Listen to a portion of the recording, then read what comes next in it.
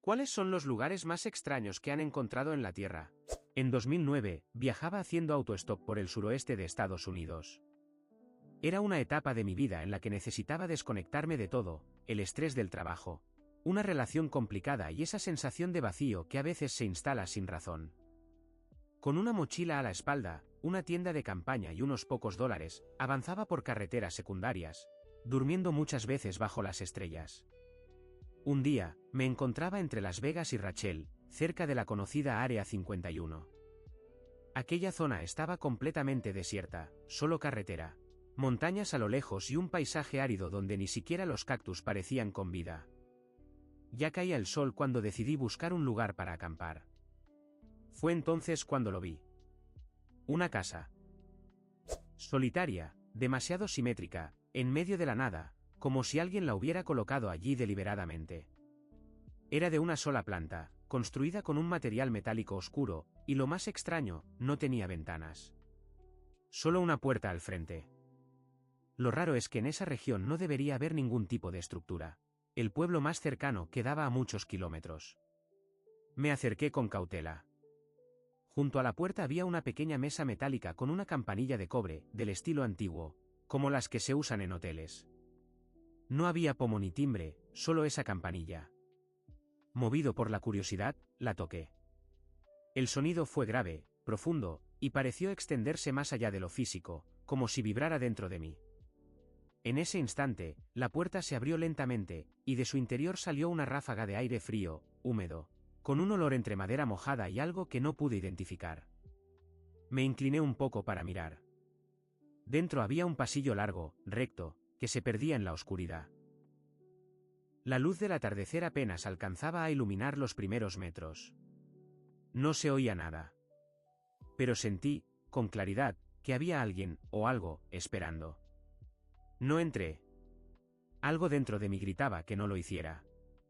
Y justo en ese momento, detrás de mí, muy cerca del oído, escuché un susurro. Una voz masculina, serena, pero que me hizo estremecer. «¿Fuiste tú quien tocó?» Me di vuelta rápidamente. No había nadie. Ni huellas, ni personas, ni vehículos. Solo el viento. Cuando miré de nuevo hacia la casa, ya no estaba. El lugar donde estaba la estructura era ahora un terreno vacío, liso, como si algo muy pesado hubiera sido retirado justo antes. No quedaba ni la mesa, ni la puerta, ni rastro de polvo o marcas. Corrí. Caminé durante horas hasta encontrar luces en la carretera. Más tarde, intenté buscar ese lugar en los mapas, en foros, en páginas sobre fenómenos extraños. Nada. Nadie había oído hablar de una casa así. Subí una descripción a varios foros, pero solo obtuve silencio o burlas. No fue un sueño. No fue imaginación. Yo estuve ahí. La vi. Escuché esa voz. A veces, cuando escucho una campanilla parecida, en una tienda o incluso en una película, mi cuerpo reacciona. Siento escalofríos, me falta el aire por un segundo, y me invade un recuerdo tan nítido como imposible. No sé qué habría pasado si hubiera entrado. Y aunque me aterra, hay una parte de mí que todavía quiere saberlo. En 2016, vivía en Japón como parte de un programa de intercambio estudiantil. Siempre había soñado con ese país desde joven, me fascinaban su cultura, su historia, sus templos ocultos entre las montañas y sus relatos antiguos llenos de misterio. Cuando finalmente se me dio la oportunidad de vivir allí durante un año, sentí que era un privilegio que debía aprovechar al máximo. Estudiaba en una universidad de Kioto, pero cada fin de semana me escapaba en tren hacia zonas rurales, con el objetivo de descubrir esos rincones olvidados de Japón que no aparecen en las guías turísticas. Una mañana de septiembre, sin plan ni destino definido, tomé un tren regional. Elegí una dirección poco frecuentada, y tras poco más de una hora, me di cuenta de que era el único pasajero en el vagón. El tren se detuvo en una pequeña plataforma sin nombre, sin personal, sin anuncios. Solo un viejo dispensador de bebidas y un camino asfaltado que se perdía entre los árboles. Algo me atrajo del lugar. Bajé del tren, y comencé a caminar. Todo estaba en calma. Ni siquiera se oían pájaros. El aire era fresco, y las hojas ya comenzaban a cambiar de color. Tras unos 15 minutos de caminata, noté algo entre los árboles, una estructura metálica alta. Me adentré entre la vegetación y con gran sorpresa, me encontré con un parque de atracciones. Pero no era un parque en ruinas. No estaba destruido ni cubierto de maleza. Estaba intacto. Las estructuras eran coloridas, sin rastros de óxido. Las casetas parecían recién pintadas, y las ventanas, limpias. Todo parecía detenido en el tiempo. Pero lo más extraño era que no había nadie. Ni un visitante, ni un trabajador, ni un sonido. Solo el leve chirrido de una cadena, moviéndose sin que el viento soplara. Y entonces lo escuché, una risa infantil, suave y cercana. Giré la cabeza y la vi. Una niña, de unos 6 años, vestida con un abrigo rojo brillante y con un paraguas amarillo. Estaba entre dos máquinas de peluches, mirándome en silencio. Luego, levantó la mano y me hizo una señal para que la siguiera. No supe por qué lo hice, pero comencé a seguirla. Caminamos entre puestos de juegos, carruseles y una gran rueda de la fortuna. Todo parecía demasiado bien conservado. En ese momento me di cuenta de que no escuchaba mis propios pasos. Algo no encajaba. Llamé a la niña, pregunté si necesitaba ayuda, pero ella no respondía. Se detuvo frente a la entrada de una atracción de espejos. Cuando me acerqué, ella ya no estaba. Miré dentro, pero el interior estaba completamente oscuro. Entonces lo sentí, como si el espacio a mi alrededor cambiara. El ambiente se volvió denso, y el silencio era tan profundo que podía oír mi respiración. Salí de allí rápidamente, y me encontré en medio del bosque. No había parque. No había caminos. Solo árboles altos, tierra húmeda y una sensación extraña de estar muy lejos de todo. Saqué mi teléfono, pero no había señal. El GPS no funcionaba. Caminé durante horas, con la sensación de que el tiempo no avanzaba. Al final, llegué a una carretera por la que pasaba un camión. El conductor, un señor mayor, me recogió y me llevó de regreso a la ciudad más cercana. Le conté lo que había visto, pero él solo negó con la cabeza. Dijo que en esa zona no hay estaciones de tren activas desde hace años. De vuelta en mi alojamiento, traté de encontrar el parque en mapas, foros, blogs, pero no hallé nada. Era como si ese lugar nunca hubiera existido. Lo más inquietante ocurrió días después, mientras revisaba las fotos en mi teléfono. Encontré una que no recordaba haber tomado, una imagen aérea, en blanco y negro, del parque. En una esquina, se veía la silueta de una niña con un paraguas cerrado. Miraba directamente a la cámara. Desde entonces, guardé esa imagen en una memoria externa. No ha vuelto a aparecer, pero la reviso de vez en cuando, solo para asegurarme de que sigue ahí. No sé qué fue lo que experimenté aquel día. Tal vez una ilusión, o quizás algo que no se puede explicar con palabras.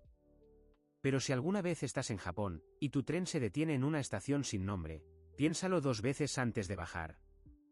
Y si ves a alguien que te sonríe y te hace un gesto para que lo sigas, recuerda esta historia.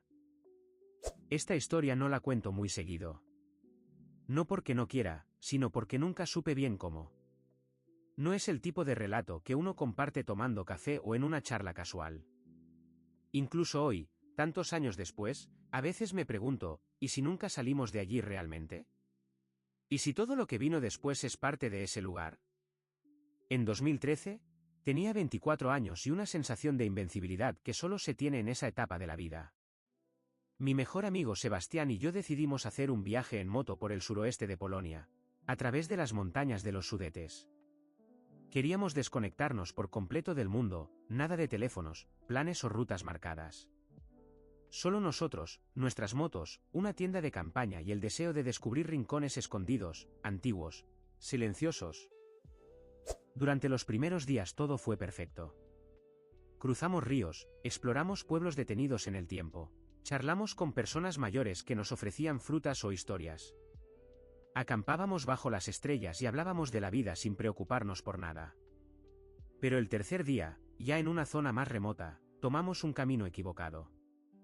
Nos alejamos del itinerario, el GPS dejó de funcionar y el combustible comenzó a escasear. Paramos junto a una especie de plataforma de cemento en medio del bosque, buscando alguna señal de civilización. El día estaba nublado y el aire era extraño, cálido pero espeso. Decidimos seguir a pie, esperando encontrar un pueblo o alguna ayuda. Tras unos 40 minutos de caminata, descubrimos la entrada de un túnel. Era una estructura antigua, de ladrillos bien colocados, sin señales, sin rejas, sin carteles. Parecía completamente olvidado, pero al mismo tiempo, demasiado intacto. No había huellas, ni señales de uso reciente. Sebastián, siempre más aventurero que yo, propuso entrar. Yo dudé, pero terminé cediendo. Encendimos nuestras linternas frontales y nos adentramos. Al principio, todo parecía normal, paredes húmedas, techo bajo, un olor a tierra vieja. Pero después de unos minutos, comenzamos a notar que el túnel no terminaba. Seguíamos caminando, pero no había giros, ni bifurcaciones, ni señales.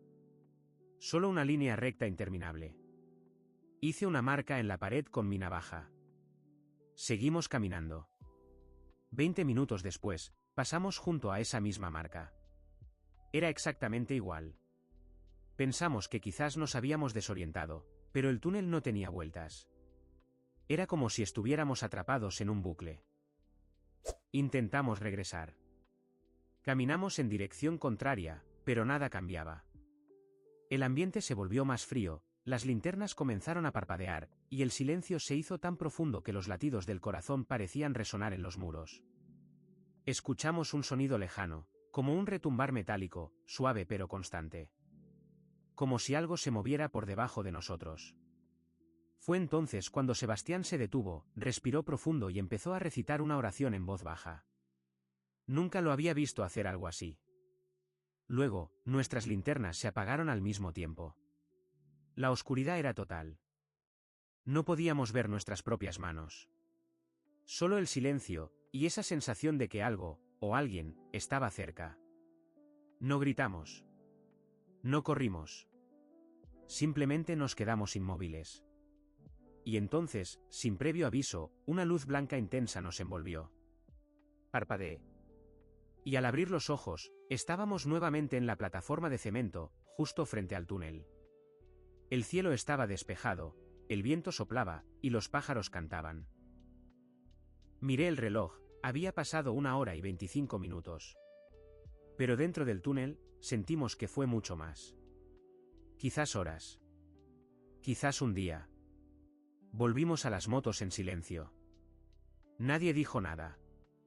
Nos fuimos y no volvimos a hablar del túnel, ni ese día ni después. Era como si ambos entendiéramos que no debíamos hacerlo. 1 año más tarde, regresé solo al lugar. Busqué el camino, la plataforma, el túnel, pero ya no estaba. La vegetación había cubierto todo. Como si ese lugar nunca hubiera existido. Mostré fotos a algunos vecinos, pero nadie reconocía el sitio. Solo un anciano me dijo algo que nunca olvidé. Algunos caminos solo se abren cuando no deberías entrar en ellos. A veces, por la noche, aún creo escuchar ese eco profundo. Y cuando paso cerca de túneles antiguos o entradas olvidadas, prefiero seguir de largo. Porque no estoy del todo seguro de que la próxima vez el túnel nos deje volver. Todo sucedió en 2018, durante un viaje por el sur de Brasil. Estaba explorando pequeñas ciudades y pueblos, lejos del turismo habitual. Mi intención era desconectarme del estrés diario, encontrar lugares tranquilos y dejarme llevar.